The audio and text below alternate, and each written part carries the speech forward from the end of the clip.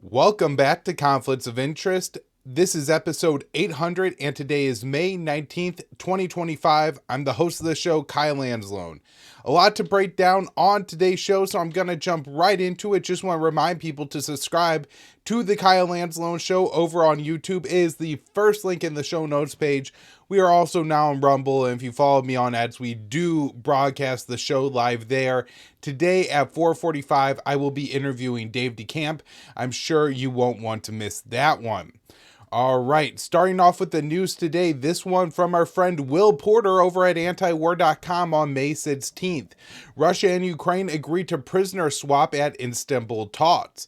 Moscow and Kiev each agreed to exchange 1,000 prisoners of war during Friday's peace talks in Istanbul, the first dread sit-down between the warring parties in more than 3 years.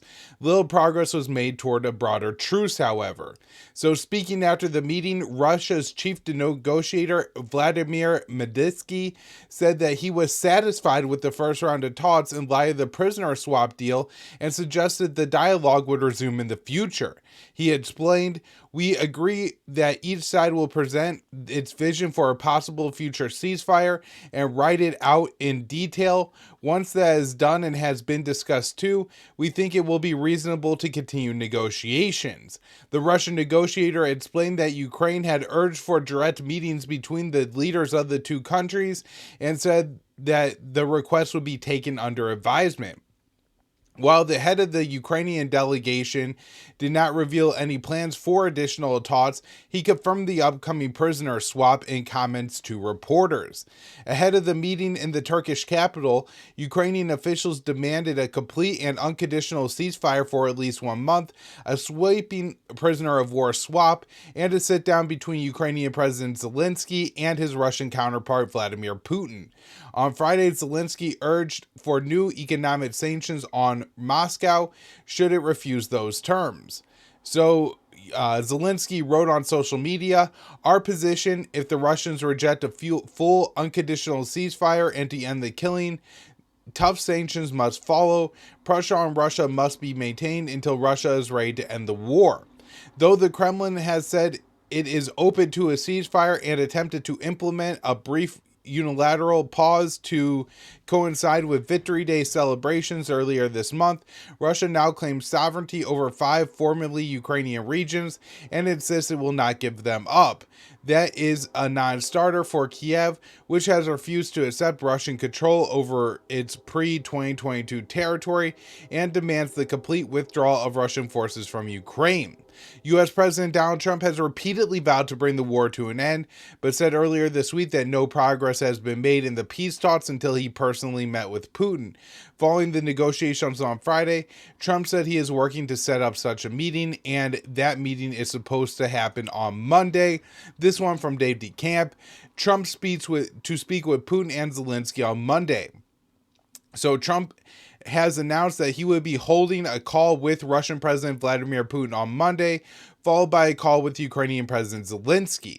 So Trump wrote on Truth Social, "The subjects of the call will be stopping the bloodbath that is killing on average more than 5,000 Russian and Ukrainian soldiers a week, and trade." Trump said he would also be speaking with various NATO leaders, adding, "Hopefully it will be a productive day, a ceasefire will take place, and this very violent war, a war that should never have happened, will end. God bless all." And of course, the entire post is in all caps. So the president's post came a day after Russia and Ukrainian officials met in Istanbul. So we will see what happens with this today. I guess I'm not particularly concerned, particularly optimistic that Trump is going to be able to get something done, but we will see. All right, next up, this article that I wrote for the Libertarian Institute on May 16th at antiwar.com. Now, a couple days after I wrote this article, the State Department, U.S. Embassy in Libya, issued a statement denying this report. And so, we'll get into all that and break it down as we go. The Donald Trump administration is attempting to bribe one of the warring parties in Libya to accept 1 million Palestinians that Israel is attempting to cleanse from Gaza. Libya became a failed state after the U.S.-led regime change war against longtime dictator Muammar Gaddafi in 2011. According to NBC News, multiple U.S. officials confirmed that the Trump administration was in negotiations with one of Libya's competing governments. In exchange for resettling of Palestinians, the administration would potentially release to Libya billions of dollars of funds that the U.S. froze more than a decade ago, the report explains. So the NBC News report did not specify if the U.S. government was talking with the Tripoli-based government led by Abdullah Dabaya or the Eastern government led by Khalifa Haftar. Libya has been in a state of civil war since the U.S.-backed jihadist-linked rebels overthrew and murdered Gaddafi in 2011. Fighting has erupted in the areas around Tripoli in recent weeks.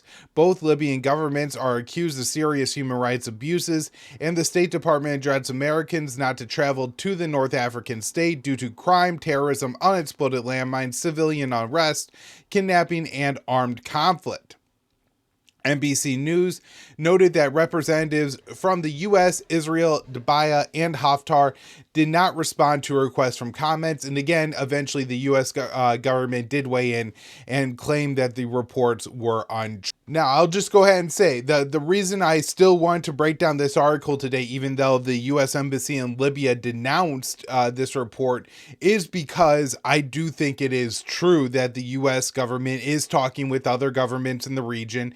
And if you look at the list of governments they've talked to, especially under the Trump administration, Somalia, Sudan, and Syria, you notice kind of a trend here. These are countries that are either in civil war or are dealing with active insurgency. So countries that would need quite a bit of help from the United States, where a U.S. intervention could really turn things around for one of the opposing governments. Imagine if the Haftar government was given billions of dollars and maybe some U.S. military support, maybe some intelligence. Would they be able to easily overrun the Tripoli-based government? That seems likely to me. The same with Sudan. If the Sudanese military junta that's ruling the country in fighting the RSF or to get U.S. support, that would likely be enough to kind of break. I don't know if I would call that conflict a stalemate, because it seems like at one point or another, either side is gaining territory, but certainly could help one side prevail over the other. And if you look at Somalia, where we talked to Somaliland, Puntland, and the Mogadishu-based government, all of these, are vying for international recognition, U.S. support, which would be absolutely huge. And then, of course, Syria, where Trump is actually embracing the al-Qaeda-led government there. So I think these are all actually pretty strong possibilities that eventually the U.S. will offer these countries enough to take in the Palestinians. And now 1 million is a big number. 1 million Palestinians, particularly in Libya, maybe a little bit less so in Sudan, just given the population size. Same in Syria, especially with the number of refugees and Palestinians that are already there. But again, this is 5 states, and let's say they're looking to move 1.5 to 1.8 million Palestinians out of Gaza. Now you are talking about 400,000 Palestinians going to each country versus 1 million, which sounds a little bit more tenable to me. So just adding in here that the U.S. government has already engaged in these conversations. They deny them. The other countries involved always deny them, because this would be hugely unpopular on multiple levels. Most of these Muslim countries, I think their populations would be highly, highly opposed to it. And I mean, if they say went to Egypt or Jordan, I could actually see there being a real risk of regime change over something like this. Now, Sudan, Somalia, Libya, I'm not sure if the population would be outraged enough to overthrow their government if they took in the Palestinians. So there are some questions there about how stable it would be if they did take in the Palestinians in some of these countries, which I'm guessing is a major factor here and why no country wants to make their name heard here. But 5 administration officials are talking about this, and my guess is why the administration officials came out and talked about it was they're not very happy about this. I think they probably realized that is not a good thing to be a part of a genocide, and this could open the U.S. up for war crimes, and people being charged at the International Criminal Court, which they may not want. And so they're trying to sabotage this by making it public and not letting it just all unfold behind the scenes. But my guess is there is still a lot going on behind the scenes. So the report comes as both Netanyahu and Trump have discussed proposals for the massive displacement of Palestinians in recent days. On Friday, the American leader said, "I have concepts for Gaza that I think are very good. Make it a freedom zone, let the U.S. get involved, and make it just a freedom zone. I'd be proud to have the United States have it, take it, make it a freedom zone, let some good things happen, people in homes where they could be safe, and Hamas is going to have to be dealt with." Trump floated a similar proposal earlier in his administration. At the time, he said the Palestinians would be removed from the Strip and sent to live in refugee cities in third countries. Discussing the war in Gaza earlier this week, Netanyahu said that Israel was prepared to force about 1 million Palestinians to leave Gaza, but was still seeking a country willing to take in the refugees. But there is one problem. We need countries to receive them. This is what we are working on right now. If you give them an exit, I am telling you more than 50% will leave. In my opinion, much more. He also told the Knesset Foreign Affairs and Defense Committees, "We are destroying more and more homes and Gazans will have nowhere to return to. The only inevitable outcome will be the wish of the Gazans to emigrate outside of the Gaza Strip." Throughout the war in Gaza, Tel Aviv and Washington have reached out to a number of states to take in the Palestinians Israel has cleansed from Gaza. Many of those states face numerous internal issues or are active civil wars, such as Sudan, Somalia, Chad, Congo, and Syria. NBC News noted that the ongoing talks between Washington and Damascus about accepting Palestinians forced from Gaza were ongoing, and important to always mention here that the Israelis and the Americans are going to frame this as we're doing a favor to the Palestinians.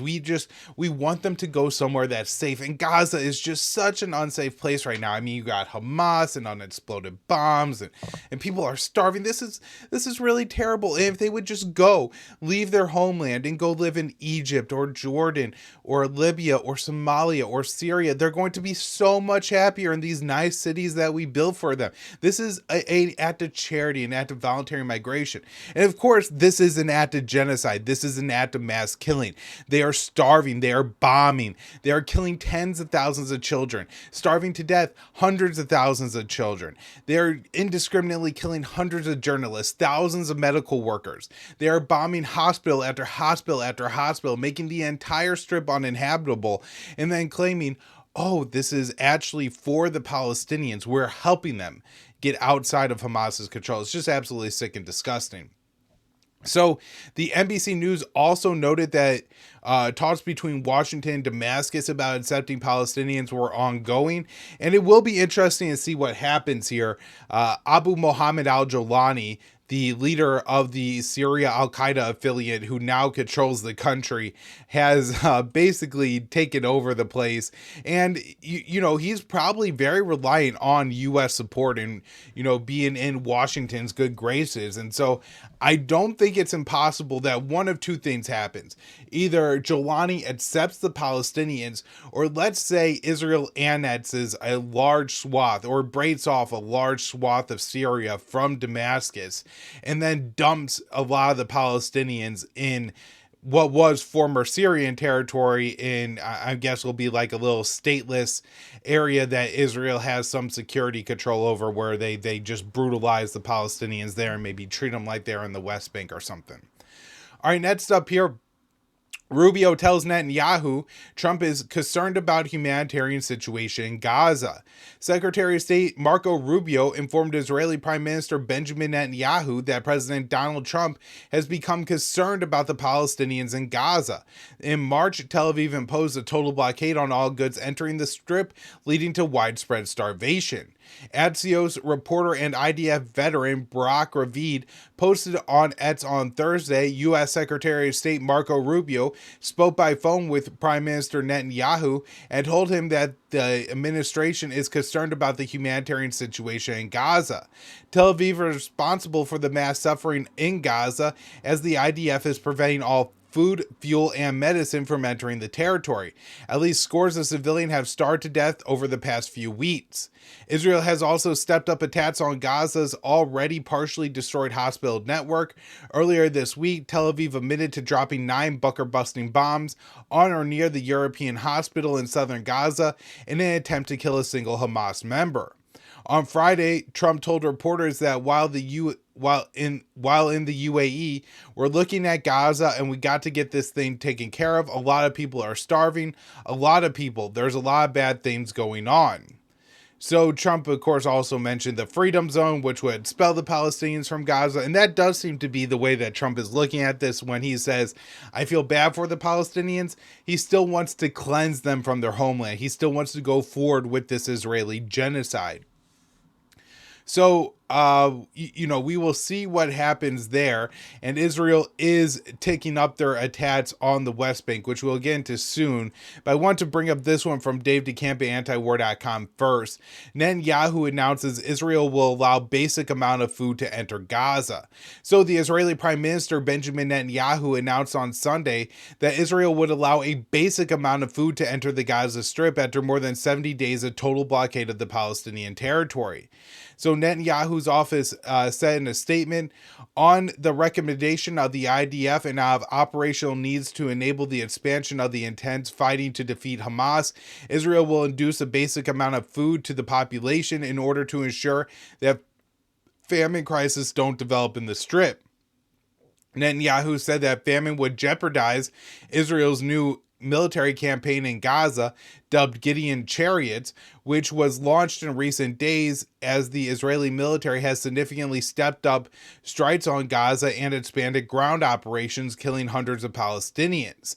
Netanyahu's statement added that Israel will work to deny Hamas's ability to take control of the distribution of humanitarian aid and ensure that aid does not reach Hamas terrorists. According to the Israeli news site Ynet, Netanyahu told his security cabinet that the decision was necessary due to pressure from the U.S. In recent days, high-level U.S. officials have expressed concern about the humanitarian situation in Gaza.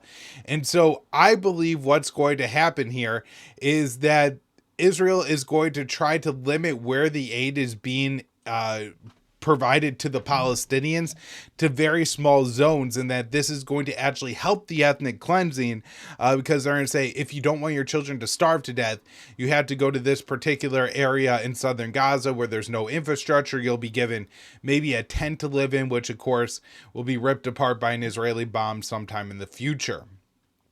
Next up, Israeli strikes kill hundreds in Gaza as IDF announces extensive ground operations.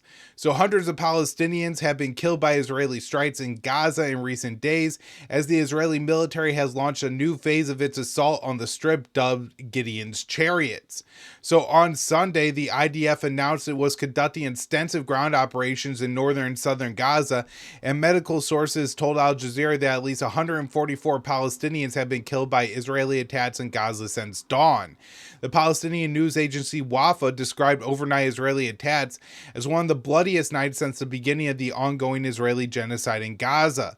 The news agency reported at least 20 were killed and 100 were wounded by attacks on tents sheltering displaced Palestinians at the Al-Mawasi area near Khan Yunis.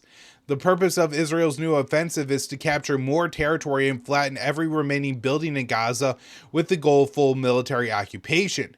Israeli officials have said another goal is to concentrate the Palestinian population into a tiny area in southern Gaza, although a leaked Israeli military proposal suggests another plan could be in the works. Under the proposal, which was obtained by the Sunday Times, the IDF will force all civilians into 3 strips of land in northern, central, and southern parts of Gaza. The civilian areas will be separated by 4 IDF-occupied military zones that civilians aren't allowed to enter. The Times report said that the Israeli military could carry out the plan if a ceasefire deal with Hamas is not reached in the coming days. According to Axios, U.S. Envoy Steve Witkoff presented a proposal for a 45 to 60-day ceasefire and the release of 10 Israeli captives in exchange for Palestinian prisoners. The proposal involves Israel making a commitment to work towards a permanent ceasefire, but Israel has violated a similar deal before, and so I'm not sure why Hamas would trust or sign on to a similar agreement. Next up here. So, some updates on the U.S. and Iran talks. This first one I wrote for the Institute over the weekend. Antiwar.com on Friday. Trump sends nuclear proposal to Tehran, demands Iran act quickly. So President Donald Trump wrapped up his first trip abroad since returning to the Oval Office by sending Iran a proposal for a nuclear agreement and threatening that something bad would happen if Tehran did not quickly make a deal with Washington. On Friday, Trump said he passed the proposal to Iran and demanded they act quickly or face consequences.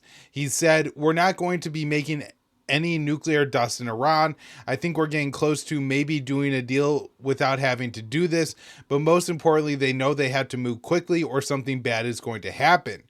On the previous day, Trump said that the two sides were close to a deal. Washington has not publicly revealed any details from the agreement. On Thursday, the Iranian foreign minister said Tehran had not received a proposal from Washington. The messaging from the White House has fluctuated significantly. At times, Washington has said that Tehran must completely abandon its nuclear program, including its ability to enrich uranium. At other points, U.S. officials said that Iran could maintain uranium nuclear enrichment in an agreement similar to the 2015 Iran nuclear deal. Tehran has said that it's not willing to sign a deal that requires it to give up its enrichment program. Trump and other top U.S. officials have said that a nuclear deal with Iran must come soon or Washington may declare war on Tehran. The White House says that the short timeline is necessary, claiming Iran is close to getting a nuclear weapon. However, the U.S. intelligence community has said for over a decade, Tehran is not building a nuclear weapon. Reaching a nuclear agreement would be very popular in the U.S. Around 70% of Americans, including 2/3 of Republicans, favor Trump signing a new agreement with the Islamic Republic. On Friday, Iranian officials met with the European diplomats for the first time since Trump returned to office. UK, French, and German, which is the E3, officials met with an Iranian delegation in Turkey to discuss the ongoing talks with the U.S. The UK, France, and Germany were signatories to the 2015 Iran nuclear pact. However, Trump effectively forced the E3 out of the deal when he left the agreement in 2018 and imposed sanctions on Iran. Now, this one from Dave DeCamp, an update. Witkoff says U.S. cannot allow any Iranian nuclear enrichment. So U.S. Envoy Steve Witkoff said in an interview that aired on Sunday that the U.S. cannot allow Iran to maintain a civilian nuclear enrichment program, calling the issue a red line for the Trump administration.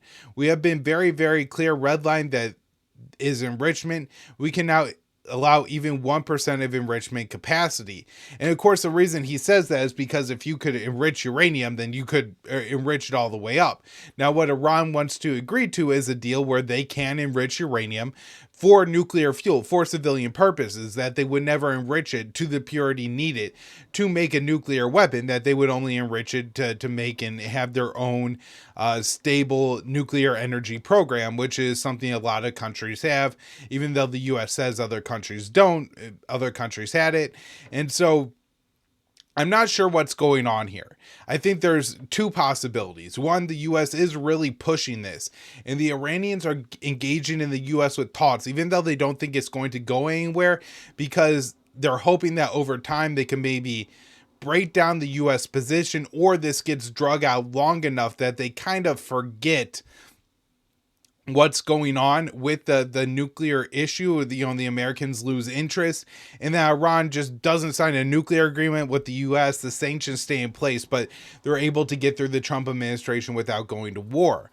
I think the other possibility is that maybe the Trump administration is being deceitful here, but maybe not to the Iranians. Maybe they're concerned about the American hawks. This is kind of why I wonder if they are really going to allow Iran to have this low level of nuclear enrichment, like 3.67%, which was allowed in the initial JCPOA, and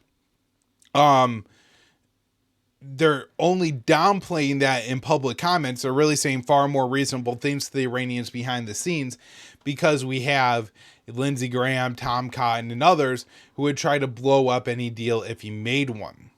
All right, next up, we have one from our friend Will Porter again at antiwar.com. Israel bombs major Yemeni ports. More than a dozen Israeli warplanes launched airstrikes on at least 2 major Yemen ports on Friday, according to Yemeni officials. The IDF issued evacuation notices for 3 areas in Yemen last week, threatening retaliation for Houthi missile and drone attacks. The IDF announced the strikes on Friday afternoon, saying 15 fighter jets dropped more than 30 munitions on the ports of Hadeda and Al Saif, before both on the Yemen's west coast. The Israeli media reports also stated that the port of Ras Isa was targeted in the bombing, though Tel Aviv made no mention of that area. Israel's military claimed that the attack destroyed terrorist infrastructure belonging to the Houthi militant group, formerly known as Ansar Allah, which has governed much of Yemen since 2014. The Houthis have carried out a number of missile and drone strikes on Israel in protest of the genocide in Gaza and have maintained a blockade on Israeli-linked shipping in the Red Sea. The Yemeni Health Ministry said 1 person was killed in the Israeli air raids and 9 others were injured, and this was from a Houthi-linked outlet. So, last up here, this one from Dave DeCamp. This is kind of a breaking story that Dave himself broke. So, AFRICOM has told antiwar.com that it won't share details about casualties in its airstrikes in Somalia as the new Trump administration settles in. So according to AFRICOM press release, the U.S. has launched at least 24 airstrikes in Somalia since Trump was sworn in. Strikes have targeted the ISIS affiliate in northern Somalia's Puntland, as well as Al-Shabaab, which has been on an offensive against the U.S.-backed federal government in southern and central Somalia. That's the Mogadishu-based government. Until recently, AFRICOM shares estimates of casualties in its airstrikes in Somalia. A press release dated April 12th said AFRICOM said it launched a strike against ISIS Somalia, and its current assessment is that the airstrike killed 1 ISIS terrorist and no civilians were harmed. But since then, AFRICOM's press releases have become briefer and have not included casualty estimates or assessments of civilian harm. And so basically, Dave DeCamp emailed the Pentagon and said, hey, I noticed that you're not saying how many people you think you killed in these airstrikes anymore. What's going on with that? And they say, we need to give Trump some time to settle in, so we're not going to actually say how many people we killed.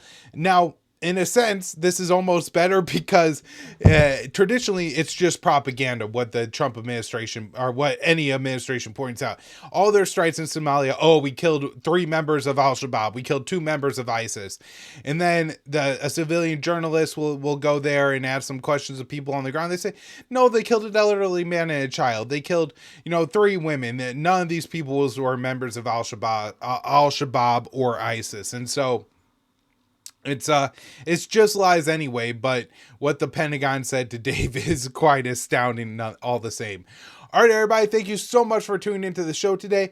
Remember, we will be back with an episode of the Kyle Anzalone Show today at 4:45, interviewing Dave DeCamp. Ask him about some of the things we talked about in today's show to get his take on it, but I also have more things I want to talk to him about. So thanks for tuning in, and we'll be back with another show soon.